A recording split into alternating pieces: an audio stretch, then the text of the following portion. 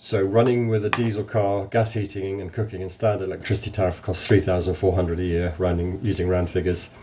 This falls to about minus £100 a year with solar panel, house battery and a heat pump. So just going through that again, you're saying all that in place, Yeah, you're actually earning £100 That's as right. opposed to paying out 3,400. that's right. So it saved me £3,500 a year on that. It's 4 years since I moved away from a conventional energy home where I had a diesel car, a gas heating and electric for everything else. I just want to go through the savings that I've made through making this journey. And it's fairly complex. A lot of people ask me what the payback is, but it's quite a difficult question to answer because the tariffs and other rules keep changing all the time. So what I've done is go back and look at the whole 4 years and try to work out how much it has saved me. So I have a spreadsheet where I keep all the metrics on my my solar system, my heat pump, and part of that is a tab where I actually measure the costs and the returns I get from the energy. So what I've done is gone back to July 19, which gives me a year of costing before I had any of the additions through going to the green tech. So you can see the point at which I started to install the solar cost me about £3,400. Now what I should say is I've gone back and I've costed everything on today's prices. So I've taken the number of kilowatt hours that I used each month, then uprated it to the cost for today, because I think it's useful to see what it would cost in today's money. So anyway, at that point I had a year of running with my diesel Focus, gas central heating, and running on a single tariff electricity system. And then from that point in June 20, I installed my solar system.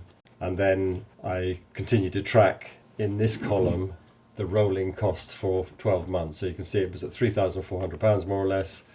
And then as my solar system ran, you could see the cost dropping. Well, shortly afterwards, I also bought the Tesla car, so that is coming in at this point. And then I get to the point where there's 12 months running with the solar and battery, and the cost of my system has dropped by £1,500 or something.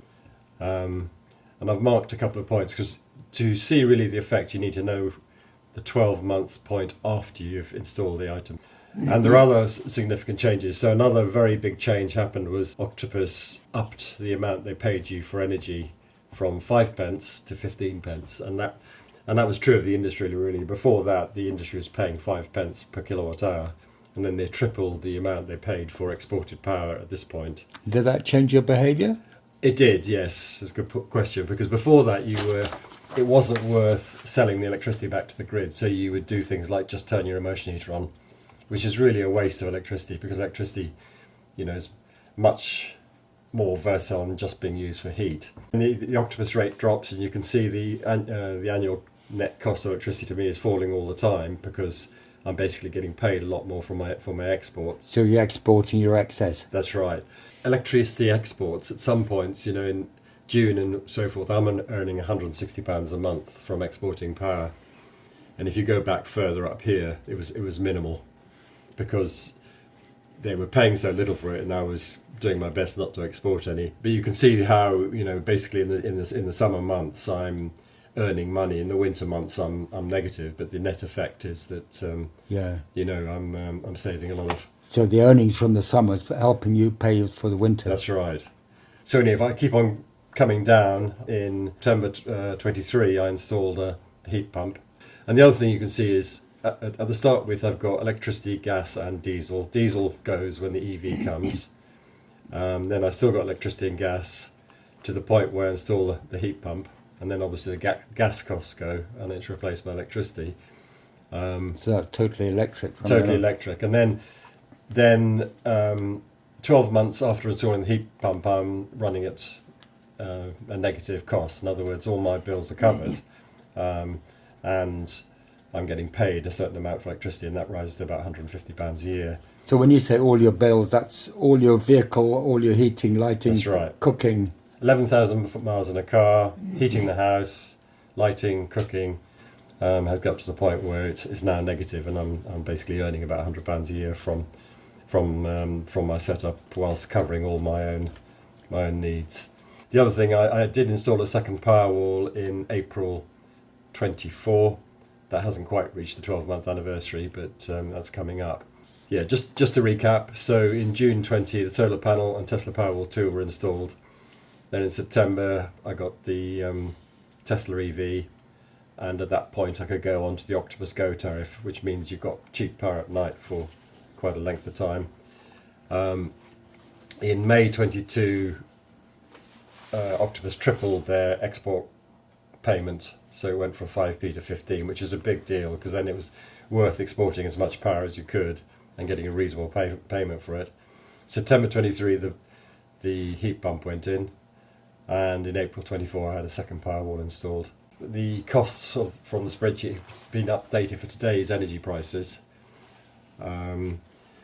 So running with a diesel car, gas heating and cooking and standard electricity tariff costs $3,400 a year, using round figures. This falls to about minus £100 a year with solar panel, house battery and a heat pump. It might be worth just going to this graph now, which this is charted my 12-month running cost. So it's a running 12 months. So this is the point at which marks 12 months to the point where, up to the point I start to install the green technology. So that's all the old technology. That's the old tech. So 3,400 in today's money. Okay. 12 months later, you can see a dramatic fall. That's due to the solar and the battery and also the EV, which came in around here. Obviously, there are ups and downs depending on exactly how much solar and things you produce, but generally the trend is downwards. And then 12 months after the export rate is trebled, you can see that the fall is down to about £900 a year. And then 12 months after the heat pump is installed, you can see another big drop. So the heat pump is saving a lot of cost over gas. And then 12 months after the second Powerwall, there's a further drop. I've had a go at working out this whole system financials. So the initial system, which was the solar plus the first Powerwall, was £13,000. I then added a second Powerwall, which cost £6,400. And that gives me, as I said, annual savings of £3,500 over where I was. So if I do a simple payback, it's 5.6 years to pay back the whole system. And that's a return on investment of 18%. Most panels are guaranteed for 25 years and they've got performance guarantees. And don't forget that the return is linked to the cost of energy. So it's more or less an index-linked return.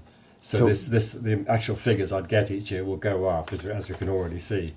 That's a very good point there. Yes. Because in fact you'll get a bigger return every year you run right. because of inflation. And it's a hedge against energy costs as well. So the more the energy costs are, the bigger return I get from this. I did a payback on just the initial investment as well, because the second Powerwall probably reduced the return on investment time, and I think that's true. So if I just look at what the first system gave me, which is the solar and the Powerwall, I probably saved about £2,900 a year, which is a 4.5 year payback, 22% return, and an ROI of 446%. What else could you invest your money in? Because, well, that's right. Yeah, because most people will buy new kitchen units or kitchens. And the other thing is, this is tax free. It's a savings, so it doesn't get taxed. If you could find an investment that would pay you 22% a year, you'd have to pay tax on the return. Whereas again, this is tax free. So it's a phenomenal return. I mean, I wasn't sure myself. I know you've asked me many times, what's the payback? I said, well, everything's changed, but I've tried to show in the progression of things that are happening that the things that have changed, things like Octopus paying 15 pence rather than 5 pence for export, the fact that when you get an EV you get better tariffs which allow you to take advantage of things low power for your battery as well. The whole payback is about 5.5 years, but that doesn't include the car. That doesn't include the car, no. I mean, because we buy a car anyway, it's a choice. That's right. And you decided to fuel it with electric as opposed to diesel or petrol. That's right. I mean, the original diesel had no payback. It's something I need. It is a cost. Yeah, so it's a life choice. Yeah. Which vehicle you want, whether it's petrol, diesel. That's right. But if you choose electric and you go through, have a system like this, you will save a great deal of money. I mean, I would argue sort of 13,000 or whatever is people, as you say, pay that for a kitchen without thinking about it, or it's a reasonable second-hand car, and for that you've got this 20-year investment which is going to pay you back very handsomely. And the other thing is you're insulated from these price shocks.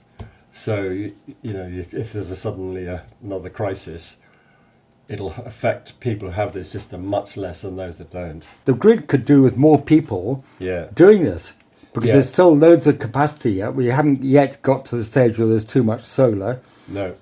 And you know, people talk about electric vehicles overwhelming the grid, but the fact that we can control when we charge them benefits the grid. That's why we can get such good tariffs on all our energy, by the fact that we can schedule when the EV takes power and actually help the grid by doing that. And I think one of the big things that has taught me about the extra power in the grid is this website where Octopus employees have put up showing the wind Yeah. that's turned off each day. Yes. And I think it's incredible, the amount of power that's being wasted buying cheap power. It's helping the grid, because all this extra power is being wasted. And the fact we've got EV vehicles charging up when it suits the grid, Yeah. it helps us. The fact that we're putting it into batteries in the house at cheap times helps the grid, takes the strain off the grid.